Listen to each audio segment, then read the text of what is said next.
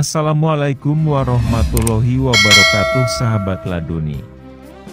Sejarah mencatat, Syekhona Muhammad Khalil atau yang kerap dipanggil dengan Syekh Khalil Bangkalan atau Mbah Khalil berasal dari Bangkalan, Madura.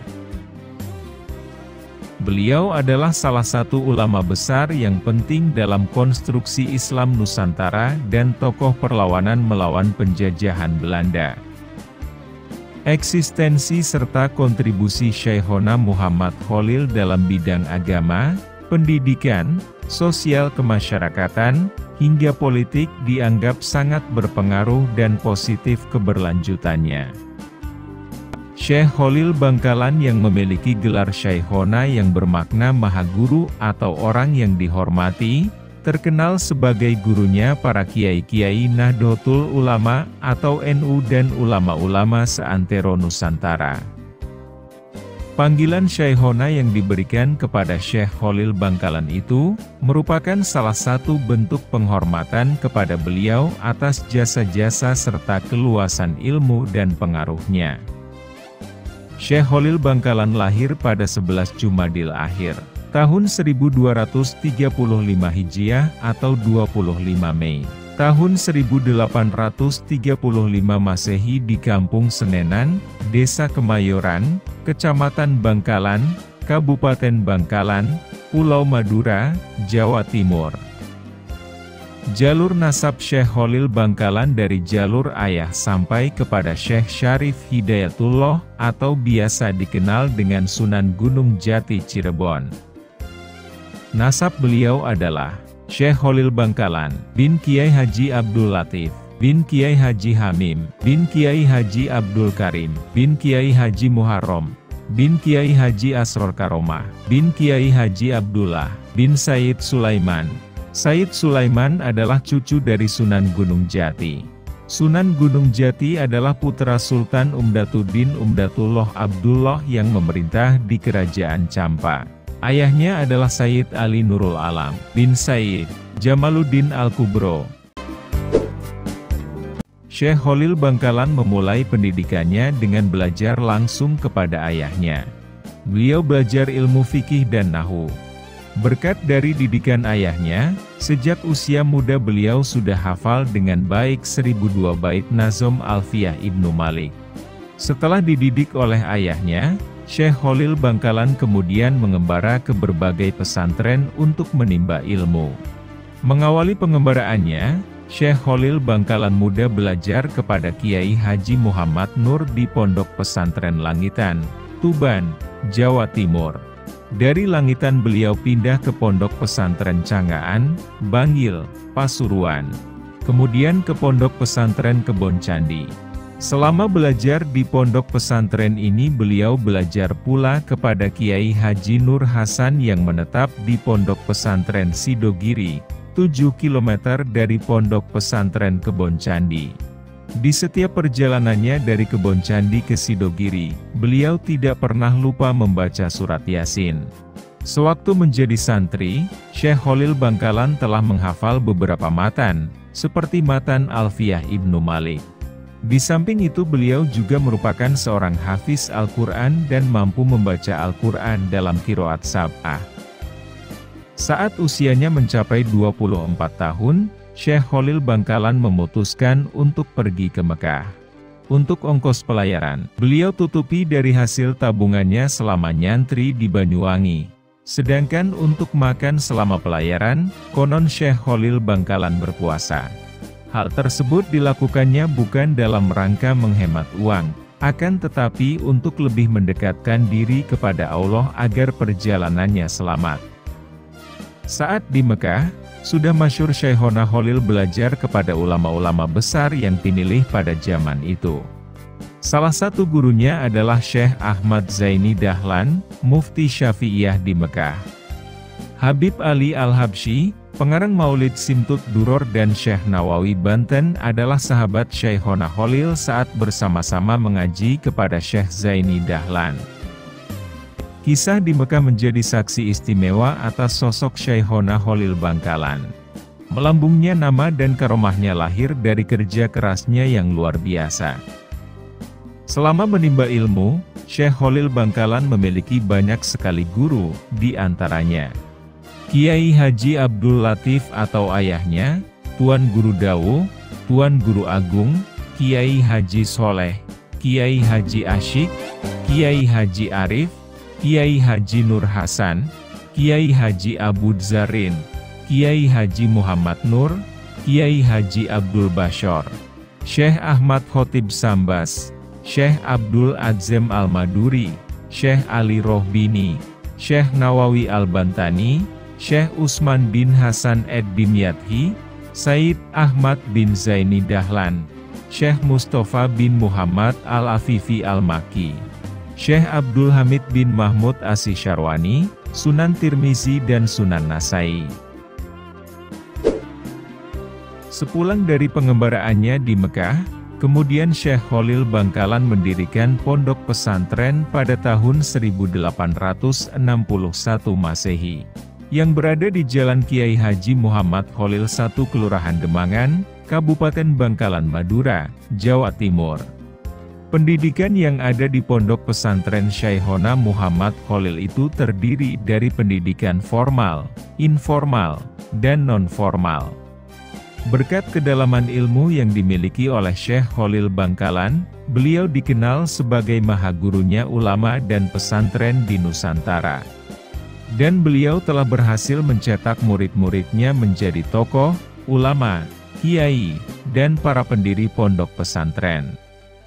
Murid-murid beliau diantaranya, Kiai Haji Hashim Asy'ari, Kiai Haji Muhammad Hasan Sepuh, Kiai Haji Abdul Wahab Hasbullah, Kiai Haji Bisri Syansuri, Kiai Haji Manaf Abdul Karim, Kiai Haji Maksum, Kiai Haji Munawir, Kiai Haji Bisri Mustafa, Kiai Haji Nawawi, Kiai Haji Mustafa, Kiai Haji As'ad Syamsul Arifin, Kiai Haji Abdul Majid, Kiai Haji Muhammad Shiddiq, Kiai Haji Zaini Mun'im, Kiai Haji Hozin, Kiai Haji Abdullah Mubarak, Kiai Haji Toha, Kiai Haji Munajat, Kiai Haji Usmuni, Kiai Haji Said Ali Bafaki, Kiai Haji Asy'ari, Kiai Haji Ali Wafa, Kiai Haji Abi Sujak, Kiai Haji Abdul Fatah, Kiai Haji Zainul Abidin, Kiai Haji Zainuddin, Kiai Haji Zainur Rasyid, Kiai Haji Abdul Hadi, Kiai Haji Karimullah, Kiai Haji Muhammad Thohir Jamaluddin, Kiai Haji Hasan Mustafa, Kiai Haji Raden Fakih Mas Kumambang, dan Bung Karno, Presiden Republik Indonesia pertama. Menurut penuturan Kiai Haji As'ad Samsul Arifin, Bung Karno meski tidak resmi sebagai murid Syekh Khalil, namun ketika sowan ke Bangkalan, Syekh Khalil memegang kepala Bung Karno dan meniup ubun-ubunnya. Banyak santri-santri beliau yang telah menjadi ulama besar, dan menjadi pendiri dan pengasuh dari pesantren di Nusantara. Beberapa di antara relasi murid Syekh Khalil dan alumni pondok pesantren Syekhona Muhammad Khalil yang mendirikan dan menjadi pengasuh pondok pesantren adalah sebagai berikut ini. Kiai Haji Hashim Asy'ari, pendiri pondok pesantren Tebu Ireng Jombang. Kiai Haji As'ad Syamsul Arifin, pengasuh pondok pesantren Salafiyah Syafi'iyah Sukorejo Asembagus Situbondo. Kiai Haji Wahab Hasbullah, pendiri dan pengasuh pondok pesantren Tambak Beras Jombang. Kiai Haji Abdullah Syatori, pendiri pesantren Dar Al-Tauhid Cirebon. Kiai Haji Muhammad Syuhud Zayadi, pendiri pesantren Al-Khairat Malang. Kiai Haji Syamsul Arifin Abdullah, pengasuh pesantren Bustanul Ulum Lokorejo Jember. Kiai Haji Muhammad Hasan Banjarnegara, pengasuh pesantren Tanbihul Ghafilin Banjarnegara. Kiai Haji Anwar Alwi Pacul Goang, pengasuh pesantren Tarbiyatun Nasyin Jombang. Kiai Haji Abdul Manan Muncar atau Kiai Jaduk, pendiri pesantren Minhajut Tulab Banyuwangi. Kiai Haji Abdul Hadi Zahid, pengasuh pesantren Langitan Tuban. Kiai Haji Abdul Fatah, pendiri pesantren Menara Al-Fatah Tulungagung. Kiai Haji Zaini Munim, pengasuh pesantren Nurul Jadid Probolinggo. Kiai Haji Ahmad Kusyairi, pengajar pesantren Salafiyah Pasuruan. Kiai Haji Abdullah Fakih, pendiri pesantren Kiai Haji Abdullah Fakih Banyuwangi. Kiai Haji Amin Sepuh, pengasuh pesantren Babakan Ciwaringin Cirebon. Kiai Haji Abdullah Mubarak Tasik, pendiri pesantren Suryalaya Tasikmalaya. Kiai Haji Usman Abdurrahman Meranggen, pendiri pesantren khusus Putri Anuriyah. Kiai Haji Romli Tamim, pendiri pesantren Darul Ulum Jombang. Kiai Haji Ahmad Al-Hadi Bali, pendiri pondok pesantren Manbaul Ulum Bali. Kiai Haji Abdul Karim Lirboyo, pendiri pesantren Lirboyo Kediri. Kiai Haji Syekh Ihsan Al-Jampesi, pendiri pesantren Al-Ihsan Jampes Kediri. Kiai Haji Bisri Syansuri, pendiri pesantren Mambaul Ma'arif Jombang. Kiai Haji Muhammad Munawir Krapyak Yogyakarta, pendiri pesantren Al-Munawir Yogyakarta. Kiai Haji Maksum Lasem, pendiri pesantren Al-Hidayat Lasem. Kiai Haji Munif Jazuli, pendiri pesantren Queen Al-Falah Kediri. Kiai Haji Anwar Alwi Pacul Goang, pengasuh pesantren Tarbiyatun Nasyin Jombang. Kiai Haji Masyud Solo, pendiri pesantren Al-Masyudiyah Solo. Kiai Haji Bisri Mustafa, pendiri pondok pesantren Raudlatut Tholibin Rembang. Itulah beberapa murid Syekh Khalil dan alumni dari pondok pesantren Syekh Muhammad Khalil Bangkalan yang menjadi pendiri dan pengasuh pondok pesantren di berbagai wilayah yang ada di Indonesia. Namun masih terdapat banyak sekali ulama yang belum disebutkan. Syekhona Muhammad Khalil Bangkalan adalah salah satu guru dari Hadratus Syekh Hasyim Asy'ari, yang merupakan salah satu tokoh pendiri organisasi besar Nahdlatul Ulama atau NU. Sebelum berdirinya NU, Syekhona Khalil sempat memberikan tongkat dan tasbih kepada Hadratus Syekh Hasyim Asy'ari melalui perantara Kiai As'ad Syamsul Arifin. Pemberian dua benda tersebut adalah bentuk restu atas berdirinya Jam'iyah Nahdlatul Ulama atau NU. Kiai Khalil juga meminta untuk mengamalkan wirid Ya Jabbar Ya Qahar setiap waktu, kata Kiai Haji As'ad saat bertemu dengan Hadratus Syekh Hasyim Asy'ari. Kehadiran Kiai Haji As'ad ini membuat hati Kiai Haji Hasyim semakin mantap untuk mendirikan Nahdlatul Ulama. Inilah jawaban yang dinanti-nanti Hadratus Syekh Hasyim Asy'ari melalui sholat istikharah yang pernah dilakukannya. Akhirnya, pada tanggal 16 Rajab 1344 Hijriah atau 31 Januari 1926 Masehi, organisasi tersebut secara resmi didirikan dengan nama Nahdlatul Ulama, yang artinya kebangkitan ulama.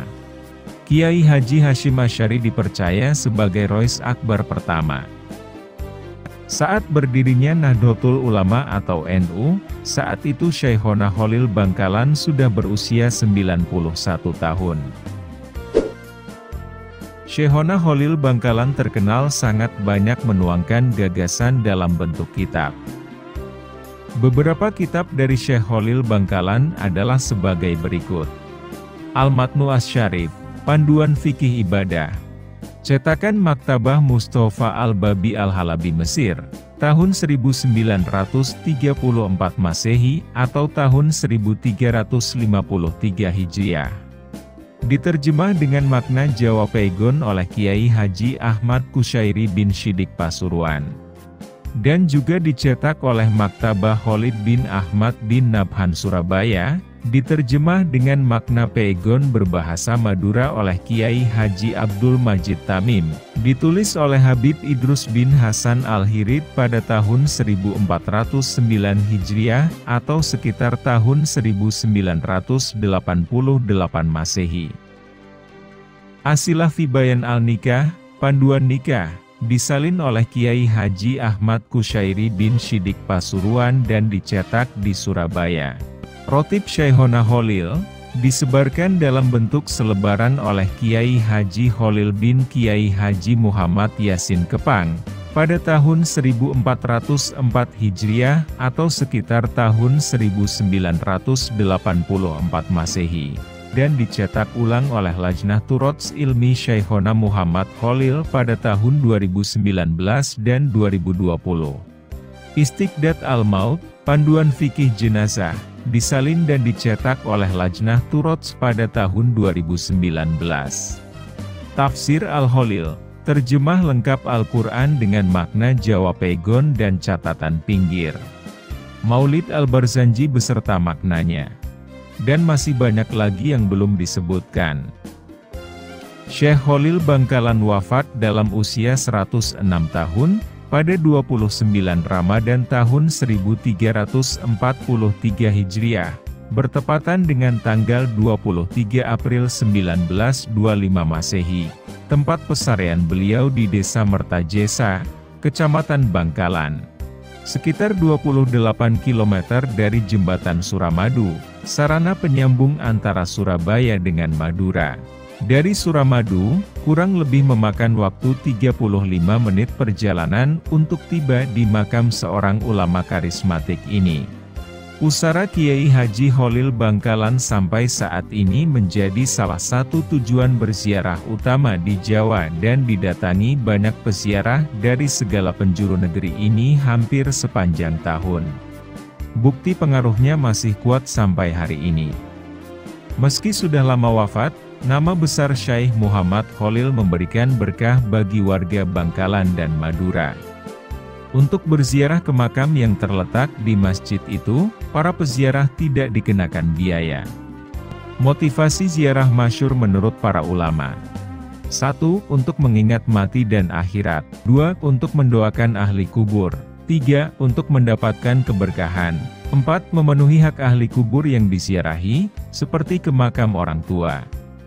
Haul beliau diperingati pada tanggal 27 Ramadan di Pondok Pesantren Syaikhona Muhammad Khalil Demangan Barat. Dengan berdoa kepada Allah dengan melalui wasilah Syaikhona Muhammad Khalil, maka insya Allah akan diberi kemudahan. 1. Mendapatkan keturunan bagi yang belum mendapatkan keturunan.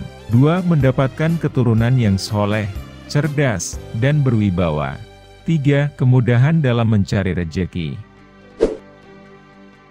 Sahabat Laduni, begitulah cerita perjalanan sejarah mengenai Syaikhona Khalil Bangkalan. Jangan lupa subscribe, like, and share. Wallahul muwaffiq ila aqwamit thoriq. Assalamualaikum warahmatullahi wabarakatuh.